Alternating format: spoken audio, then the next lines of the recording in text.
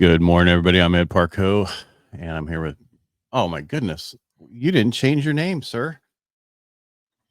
Did I? You want to back out while I keep talking? Yeah, today I am Bobby Atkins. Let me see, can I do it right here? You just back out and come back. Edit name and headline. Here we go. Yeah, there you go. Come on. What are you going to do? Well, it's been a while since I've had to change my name. Yeah, usually it's once a week. Yep. So. All right. Not a lot of news today. The news today was the National Federation of Independent Business, so Small Business Optimism Index, and we're waiting for Jerome Powell to do his testimony to the Senate today and come out and say all the stuff that's going to move the markets. Look at that. Is it? Look at that. You're Mike Kelly again. All right. Yeah. So how easy was that? Yeah, it was easy. The NFIB Small Business Optimism Index increased by 1 point to 91.5 in June, which was above the 89.5 expectations. So to me, I would say that's 2 points, wouldn't it? It would be 2 points. Yeah, that's 2 points. So maybe they messed up and it's only supposed to be 90.5. But anyway, it did go up 1 point. So there you go. And did it move the market much? No, not at all. No. Because the unemployment is showing drastic problems. And if we get 1 more point increase, like from 4% unemployment to 4.1, the Fed's going to start having to address it. They address it with some drops. No, salad dressing. Yeah. Okay. Yeah. I like blue cheese. Yeah. So but the big thing we're worried about, there's the CPI and the PPI coming out this week, because if that shows the way it should show, which is inflation is becoming a little bit more in check, because they haven't been spending as much as they normally do. Well, they've been ridiculed by everybody so far. Well, that's about him getting out, because they've been, the worst part of this whole thing about the Biden and whether he should run or not run, the media has known forever. Yep. This is not anything new. They're just changing their tune. So the question is, why are they changing their tune? You got the one radio show host that just got fired for telling the truth. No, actually lobbing softballs at Ding Dong earlier in the year. I thought she got fired because she told the truth about not. No, that's the other one. Oh, that's the other one. This one was lobbing softballs, making the answers easily available to him, so he could sound better on air than normal. Is that when he's raffling his papers? Right? No. But it's give him an iPad. Yeah, he'll color. So he'll start shaking it. What are you doing? It's not an exercise sketch, I want sir. a new picture. I want to draw a new picture. Anyway, it's just pretty sad that that's what's going on. Yeah. I told you I've been rewatching the Designated Survivor and that series. It's like what's going on right now. Well, no, today. It's always such a problem every day, and so the question really is, if the president only works 6 hours a day, he has to take a nap in the afternoon and can't go and do stuff. Yeah, we're not getting stuff done. It's a 12-hour plus day thing. Yep, we have a problem.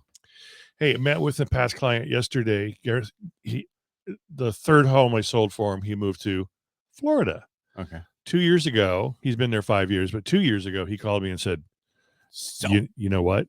I said, what? And he goes, I hate Florida. He goes, I love the sea.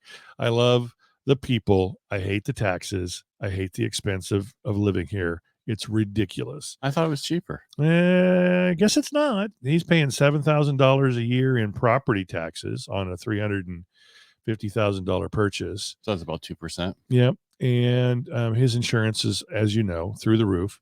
In fact, he's being threatened to be let go if he doesn't replace his 13-year-old roof. Wow. His 13-year-old roof. Condo or house? A home. Okay. Homeowner's insurance. So I thought it was interesting. So he came in yesterday. He was here, sadly, for a funeral, and came in, sat down. We got a plan for probably the next 4 months, get his home on the market over there, and then find him something here. Talk to him about reverse mortgage. He's probably just going to use his VA. And he says, I'm not going to live 30 years anyway. Oh, well, if he's got his VA. Yeah, exactly. Because he can do that IRL every time they'll lower that rate. But guess what? There's a huge, the way Newsweek writes it is a massive housing bubble has developed and is about to pop in the South. I can see that. So There's the number of new summertime. homes for sale in the southern region, Florida. I'm sorry. Georgia. New homes? Are we talking new homes or existing homes? This says new homes. Okay, so that's Florida, built Georgia, homes. Tennessee, Texas have spiked up to nearly 300,000. Okay. Right. So what's that going to do is it's increasing the supply, and there's a low demand in those states, and so there's going to be a huge, massive housing bubble. Well, those are the states that everybody exited to. Right. And then when people figure out in a 3-year cycle, because that's usually how long it takes, that this is not where I want to live, right, those places do take a hit because they're not a number one place for people to usually go to. And that's exactly. I didn't read this article. No. That's exactly the beginning of the article. It talked about how people migrated there during the pandemic, looking for cheaper housing, trying to get away from California, doing all those things. And then now they're realizing, oh, we don't like these states. We don't like living here, and we need to get out. Plus, people were migrating over there, and the builders were they were jacked up. They were building all kinds of stuff. Because it was easy and cheap. Yep. I mean, compared to then, here. Yeah. Back then. Wow. So, and the other thing is, guess what? I told you this morning that Newsom actually signed a law that's going to force high school kids to take a financial accountability class before they graduate from high school. I thought, wow, he did something good. But well, I think that's good. Oh, I didn't know. But what's a financial? What is this class? Oh, I don't know. It's probably remedial math. Yeah. It's a true or false. Yeah. And then, if you have no money left, if you still have checks, do you still have money in your bank? Well, yeah, your checking account. Of course, I got checks. True or false? All right. Before one more thing I want to talk about. There's a Community Home Lenders of America. They reached out to the CFPB, that's the Consumer Financial Protection Bureau, urging them to take more forceful action against trigger leads. Okay. This group is saying that these are junk. The CFPB has been fighting on dropping junk fees down, right? Yeah. That's what they're saying. So they call these are junk calls. So could you please get rid of them? Okay. Yeah. So, I mean, it's at least someone's trying. But tomorrow, Wednesday is mortgage applications, 10-year auction, and then we'll see Powell finalize his testimony to the House. And so he might come out and say some things. I wonder what he'll say. He'll say, I don't know what we're doing. I don't know. We've never been here before. This is the first time in history. That would be interesting. Yeah, we're not going to say that. But anyway, I mean, it's still a great. I mean, rates haven't been moving, much. They're just sitting right here, a point up, a point down. I don't mean interest rate point. I'm talking like basis points. Yeah.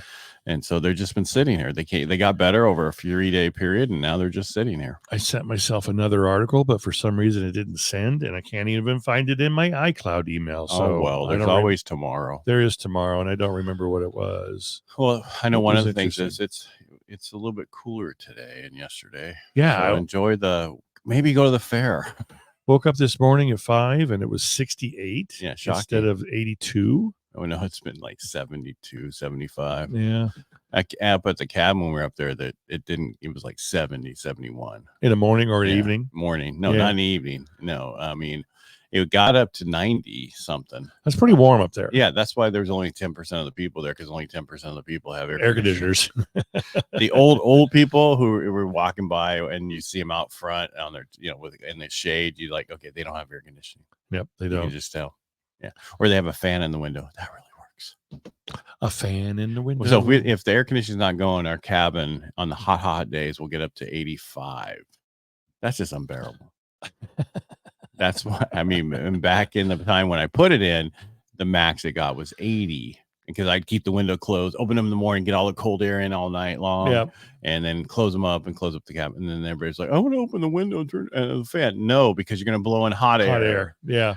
Come on, people. Just turn a fan on you. And then finally got the air conditioning put in. How much shade do you have around the cabinet? A lot. A lot? Yeah. Is there a southern or northern exposure that's just open to the rays of the sun? Just late afternoon. Yeah. That side. But but over pretty much throughout in the morning a little bit, but then overhead we have tall trees above us. Tall trees. Well, that helps. Yeah, and you are in insurance. You are in a forest, right? Not in insurance. No, insurance way doesn't help at all. They prefer no trees. Well, I'm getting around thinking this summer, after the summer, I'm gonna have to do some spray insulation on the rafters in my attic, because I let my HVAC guy talk me into moving the vents from the floor to the ceiling, and It's not working. it's not as efficient as if you think about it. You spend a little bit more energy heating those vents up in the winter because it's underneath the floor, but in the summer you don't spend a lot of money cooling those tubes down because they're under the floor. It's Right. cooler down there. Yes, it is. And it is just not very efficient. And trying to keep that place at about a 75 degree, 76 degree is almost impossible, and overworking my system. And it's 2 years old. Is your system too small for that now? No, it's a 5-ton unit. It's only a 2,800 square foot home, so it's plenty big. There's your problem. 2,500 and greater needs 2 air conditioners. Yeah, but I didn't want to pay for 2 air. I don't care. I did supposed to have 2. I did put it in a zone. So your master bedroom. I'm sorry, the whatever they call it now. No, I call it the master bedroom. I'm not the master. And the family room that you sit in, right? Those 2 places. The only thing. Those are the zones. Those are the zones, exactly. Where I do my puzzles and a little bit of reading. And I talked to one of my past clients yesterday because they're being pushed by somebody to put solar on. They're only 1,078 square feet, and I'm like, where do they live? Here in Modesto? No, Manteca. Oh, okay. But there's no federal money back, none of that kind of stuff, and the PG&E doesn't give as much credits as they used to. Right. But this company's pushing and say, okay, we're going to put the system in for free. Nothing for free in this world, people. Right. Yeah. And then you just pay us $150 a month for the next 25 years. Yeah, that's not free. That's not free. Yeah, exactly. Yeah. And then any overages you'll have to pay, whatever PG&E and blah, blah, blah. Well, I mean, that same company, if you Google them, are being sued that they told their customers they'd save 20%, and that's not happening. Oh, class action lawsuit. Yeah. It's just very, we're being told by a solar guy who does stuff that you have to have a larger house. If it's not, he even said 2,500, but I'm saying even 15. I mean, what they're doing now is they're giving them batteries, right? Which is great, but by each battery is $5,000. And how much is the panels really?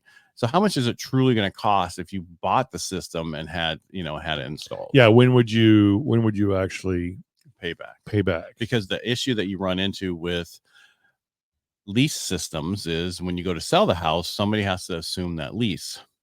You can't just take it off there. Right.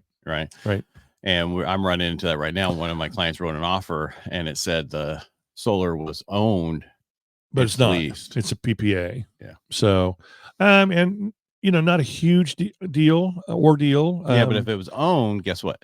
They would be free for the buyer. Right. Well, then it makes sense for the buyer. I mean, most buyers, especially in Modesto, it's not Modesto, it's up. I know, but especially in Modesto, they look at these people with solar on their property, and they look at what they're paying, what they would be paying if they're just on MID, and they're like, I don't see the benefit. There's no benefit right now. There's really no benefit at all. And so sometimes it becomes the seller did this, he put it on. It's there for you. It's got 8 years left on the lease, and then you own the equipment. The seller's not going to pay it off, either buy the house or don't. And 9 times out of 10, they'll buy the house, and they might save a penny. It's a 20-year lease on average, if not more. Yeah. And you just really look at the numbers and make sure they work. But what we're being told is it doesn't work, especially here, MID or TID, any of those places where it's pretty inexpensive because they don't give you any money back when you put money, Yeah. So, and we're not a solar expert, so check it out and talk to people. This is true. I'm just throwing it out there. Yeah. I'm a mortgage expert, especially for VA. So I know. And you're a probate. You know what? I'm a probate specialist. Took you a minute. I know. No, it's click, click, click, click, click. I'm out of practice. I'm sorry. Did you get your little paperwork there that you said walk to chair, sit down? Yes. Yes. I read that part, that I stopped. I didn't read the rest of the way. Yeah. I'm going to use that Thursday too. Yeah. Walk to podium, stand up. And don't forget a big clock that says 7 a.m. and then ring bell and a big picture of the bell. There we go. All right, everybody, make it a great day. Thanks for being here. Mike, appreciate you. Appreciate you. And we will talk to you tomorrow. Bye-bye. Bye.